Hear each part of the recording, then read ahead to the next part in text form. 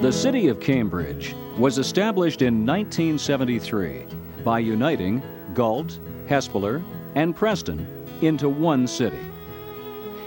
Hespeler, the smallest of the three sister communities, lies on the north side of the 401 highway and along the banks of the Speed River. The Hespeler of the 1990s is mostly a residential community. A drive through town reveals attractive neighborhoods of well-built houses, fine schools and churches, excellent recreational facilities, including the Hespeler Arena, the Johnson Center, and a number of beautiful parks and hiking trails. There are a few factories and many retail stores. How very different is this profile of Hespeler from that of earlier days when Hespeler bustled with mills and factories. The first house in Hespeler was built by Michael Berge in 1830. Other pioneers soon followed: Oberholzer, Beck, Clemens, Hannebaker, Gingrich, just a few of the early mill and store owners. Jacob Hespeler arrived in 1847. The drive and industriousness of this man are legendary. He built a sawmill and a grist mill first. He then added a flour mill, a distillery, and a post office.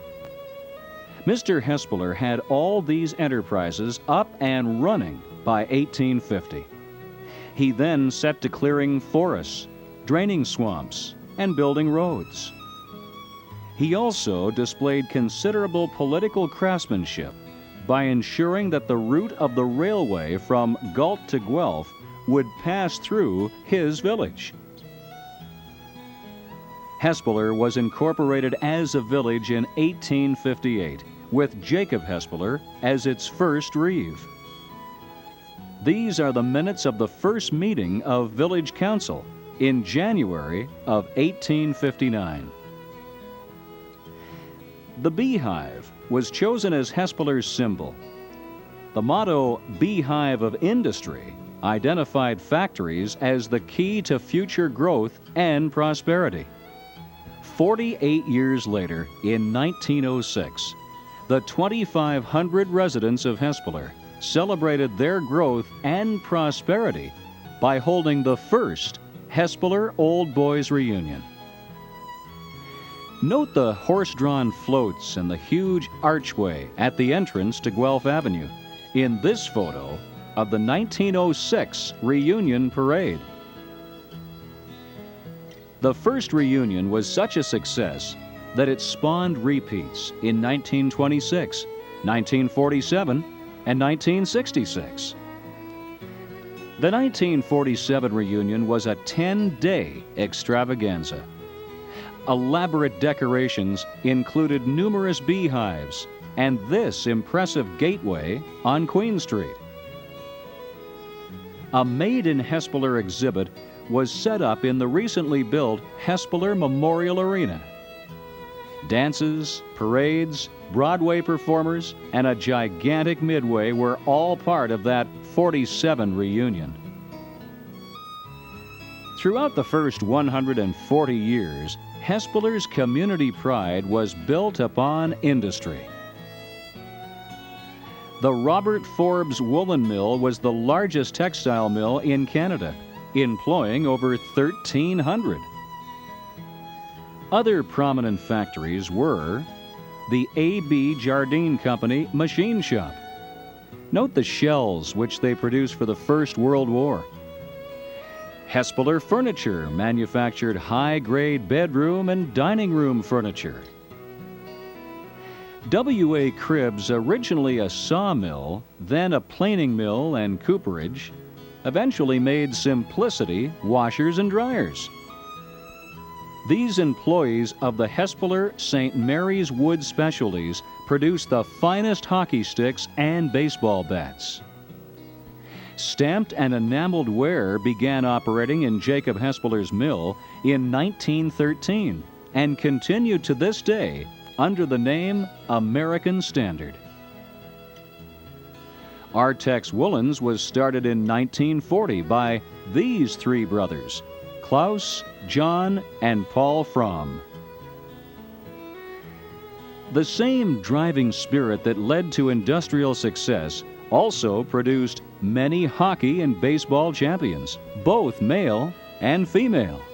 Also, there was no shortage of musical talent, with a number of bands being formed over the years. Hespeler artist Frank Panabaker achieved an international reputation with paintings like this one. The Hespeler Textile Festival was popular with sewers young and old. For several decades, the Hespeler Public School was the only school in town. Note the serious faces on those students from an 1880s class, and also these young scholars in the 1921 kindergarten class. This is a photo of the 1922 grade 4 class. Bill Okrafka, a 1996 reunion committee member, is in this photo. In 1996, Hespeler's growing population requires 5 public schools, 2 separate schools, and Jacob Hespeler High School to teach its many students.